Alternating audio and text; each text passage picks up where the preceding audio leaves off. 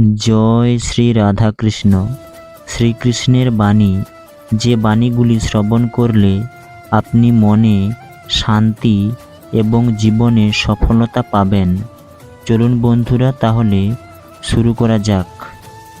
কখন কার দরজায় কাকে দাঁড়াতে হবে ভগবান ভালো করেই জানেন।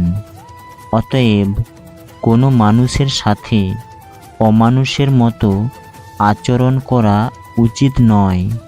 শ্রীকৃষ্ণ বলেছেন, আমার কাছে কেউ ঘৃণিত নয় আর কেউ প্রিয়ও নয়। যে ভক্তির সাথে আমার ভজন করে সে সর্বদা আমার সাথেই থাকে আর আমি তার সাথে। একদিন নারদ শ্রীকৃষ্ণকে জিজ্ঞাসা করলেন, প্রভু, এই দুনিয়ায় সবাই এত অসুখী কেন?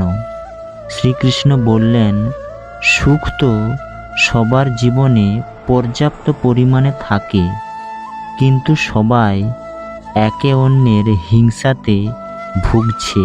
শ্রীকৃষ্ণ বলেছেন, হে অর্জুন, মানুষ জীবনে যা চায় তাই অর্জন করতে পারে যদি নিজের লক্ষ্যের কথা শয়নে স্বপনে অবিরাম সে ভাবতে থাকে।